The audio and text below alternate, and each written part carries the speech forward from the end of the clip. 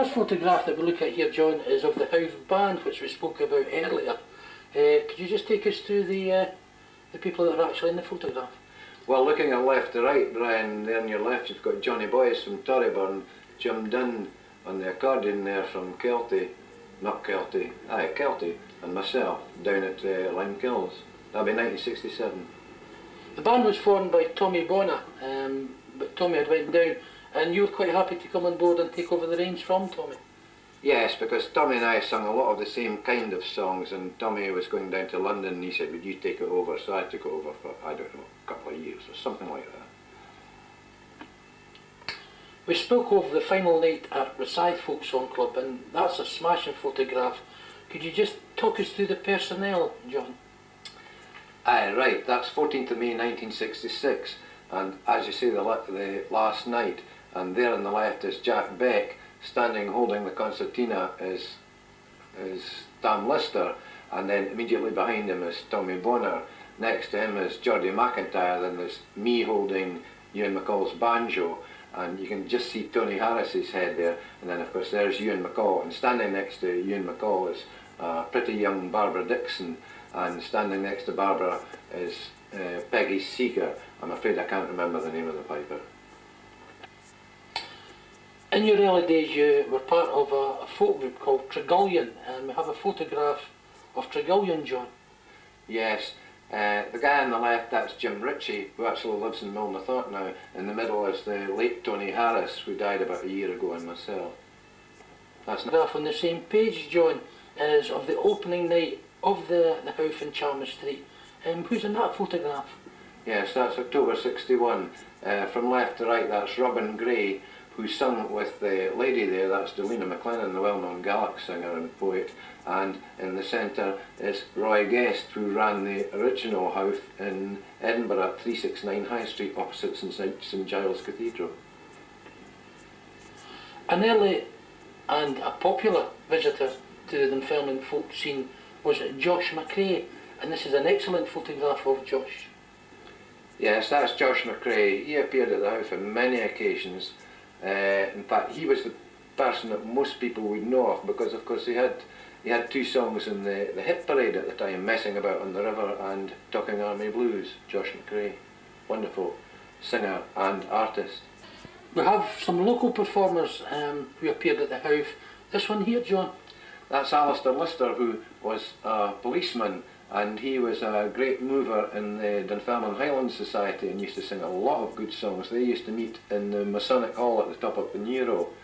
Next to him is Anne Payton. She was Anne Leach before she got married, but she was a star of the Dunfermline Light Opera. You know, used to sing in Annie Get Your Gun, Oklahoma, all that sort of thing. Wonderful singer. And bottom left there is a very young Archie Fisher, who appeared many times in the house, and that's another one of the Tregullions that I spoke to you about before.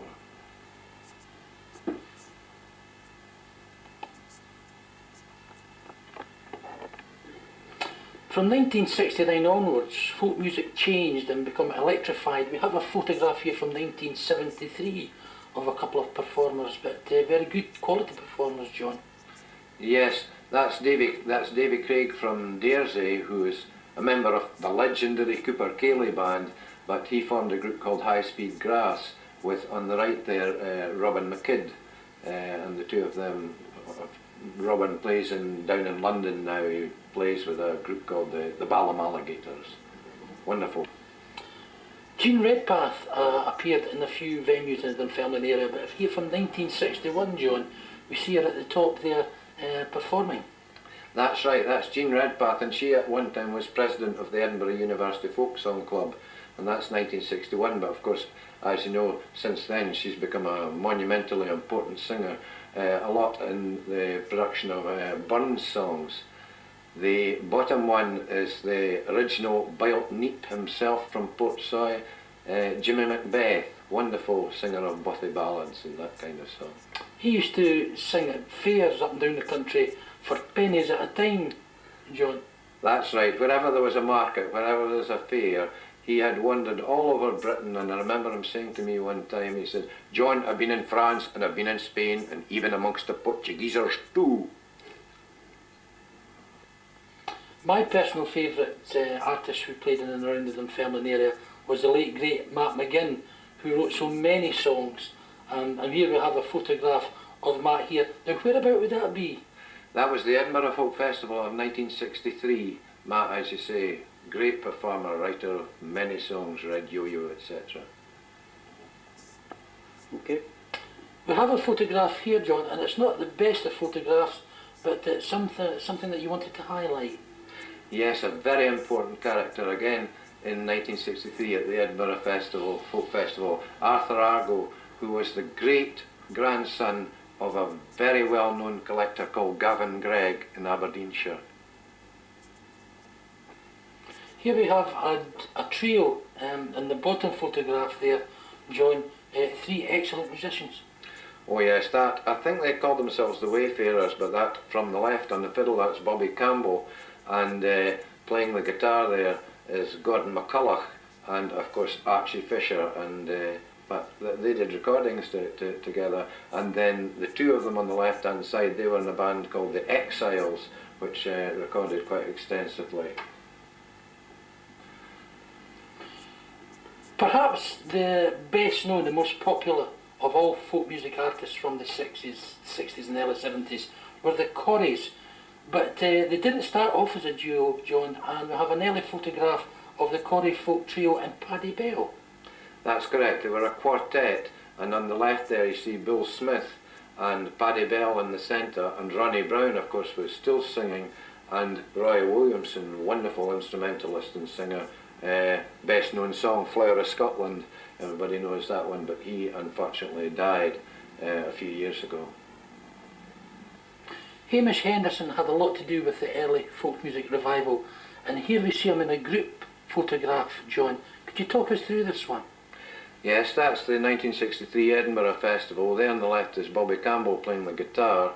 Next to him, Tony Harris from Dunfermline, and Jim Ritchie, also from Dunfermline, singing in front of the microphone is Gordon McCulloch, and just peeping over Gordon McCulloch's left shoulder is the monumental Jeannie Robertson there.